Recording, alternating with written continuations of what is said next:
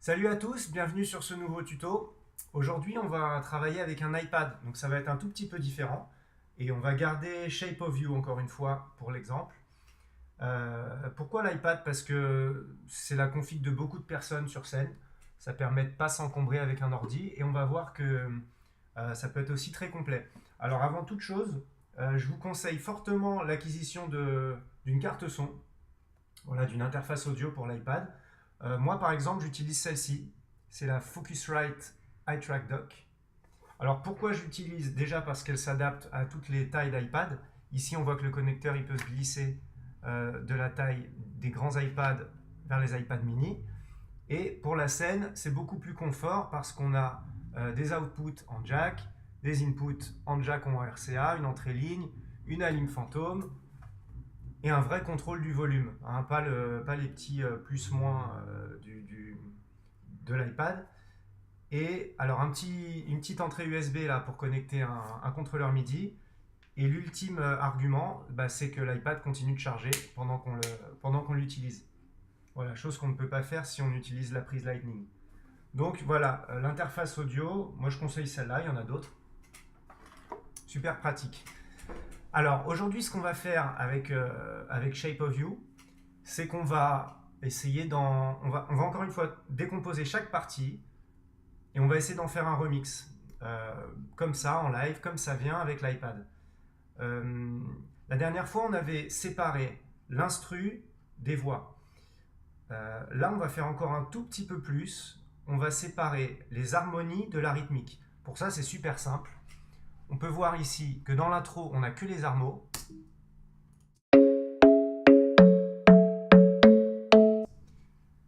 Et on peut voir juste après qu'on a les harmos plus la rythmique.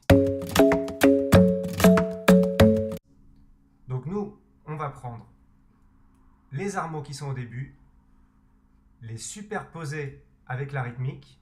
Comme on a vu dans la première vidéo avec le plugin gain, on va inverser la phase des harmos. Et lorsqu'on joue rythmique plus harmos, on s'aperçoit que les harmos qui sont dans la piste où il y a la rythmique disparaissent. Donc il résulte que la rythmique. Voilà, on va pouvoir faire pareil sur les refrains et on aura vraiment la piste de batterie de toute la chanson sans harmos. Ça va nous permettre de garder les harmos à part et de changer un peu à notre sauce la rythmique, et pouvoir en faire des remixes un peu comme on veut. Alors, on va tout de suite aller voir ce qui se passe sur l'iPad. Alors moi, j'utilise l'application Launchpad.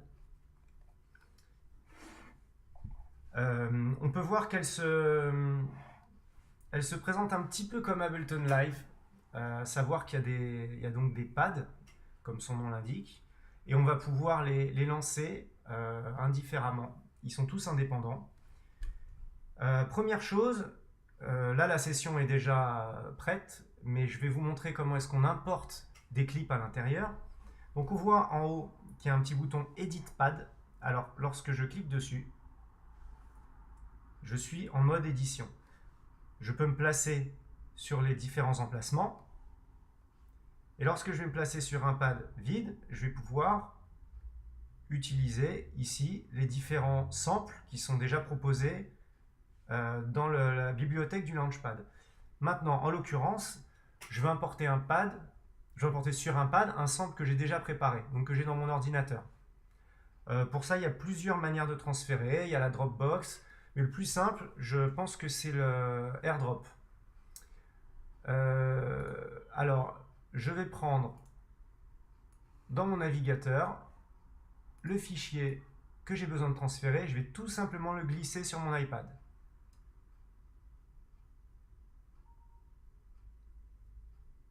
Instantanément, il arrive et il me demande avec quoi je veux l'ouvrir. Je veux l'ouvrir évidemment avec Launchpad. Là, on voit qu'il interprète le tempo, le nombre de temps, le type, il me met vocal, ça peut être aussi rythmique, percu, drums, etc. Il va juste assigner des couleurs différentes selon la catégorie que je lui assigne. Là, c'est vocal. Tant mieux. Hop, importer. Et maintenant, lorsque je vais retourner en mode édition, là-haut, je vois que dans mes samples, le dernier, c'est celui que je viens d'importer. J'ai juste à cliquer dessus. Et voilà, il est dans ma session. En bas, je vois les différents modes de lancement. Alors, un petit peu comme dans Ableton Live, j'ai le choix d'en faire soit une loop, soit un sample qui va se lire une seule fois, ici en one shot, soit un sample retrigger qui ne se lit que lorsque je reste appuyé dessus. Ça, c'est ce qu'on va utiliser juste pour la petite piste de réponse de chœur qui font dans les couplets. Je peux sortir du mode édition. Et là, voilà, je vois ma session qui est prête avec le riff d'intro au début.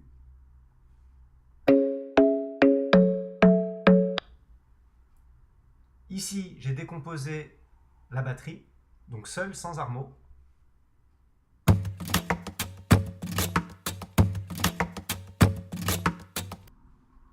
Même chose pour le refrain. Ici, j'ai pris juste les claps, ça peut nous servir. Et ensuite, on a toutes les pistes de voix. Donc celle-ci. Et ensuite, on a la petite voix de tête en couplet, les chœurs des refrains et le chœur de l'adlib de fin. Donc ici, ça va nous permettre de jouer les titres complètement différemment, un peu à la manière d'un DJ qui ferait un remix en direct comme ça. Je peux utiliser les filtres ou les effets proposés. Si par exemple, je commence la chanson juste avec la rythmique qu'on a extraite, filtrée, je fais rentrer les armos doucement.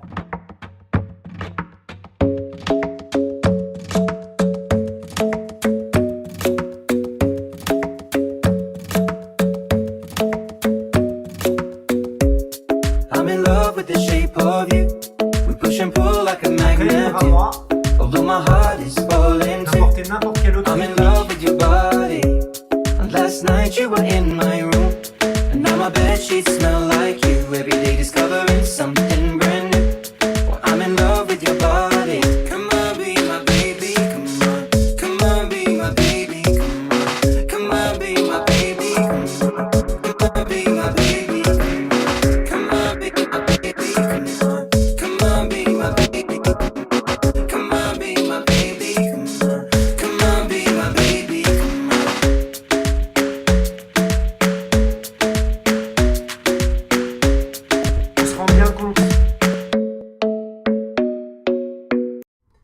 On se rend bien compte de l'ouverture de cette manière de procéder.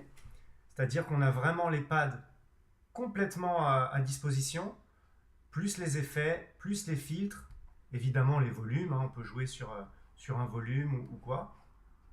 Et là où on va pouvoir encore plus avoir d'ouverture, c'est en utilisant un autre appareil synchronisé.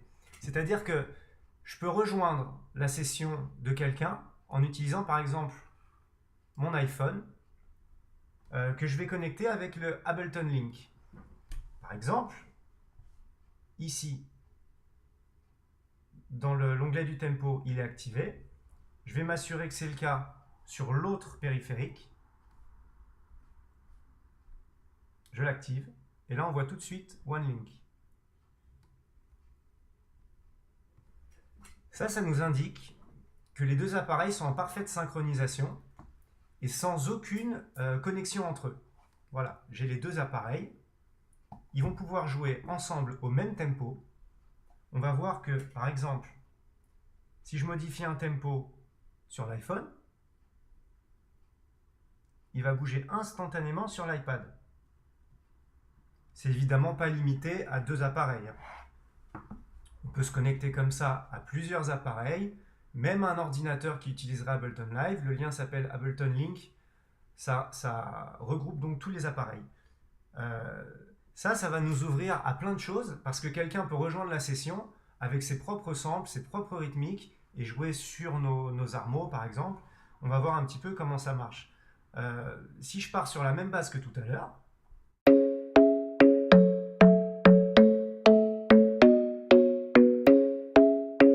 et là je vais faire rentrer une rythmique de l'iPhone.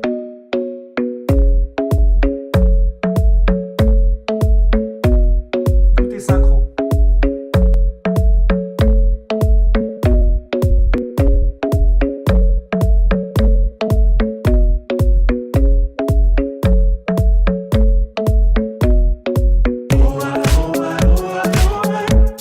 I'm in love with your body. I'm in love with your body. I'm in love with your body. Every day discovering something brand new. I'm in love with the shape of. I'm in love with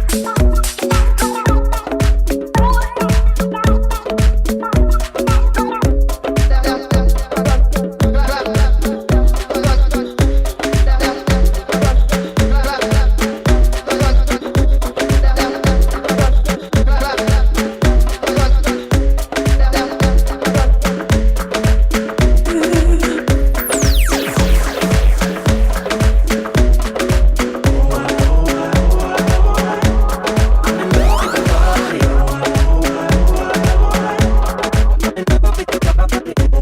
body. I'm in love with your body. Every day discovering something brand new. I'm in love with the shape. I'm in love with your body. Voilà, ça rend bien compte de toutes les possibilités et de l'ouverture qu'offre l'utilisation de Launchpad sur un iPad ou alors sur un iPhone ou les deux ensemble. Voilà, si vous avez des questions, n'hésitez pas. À très bientôt.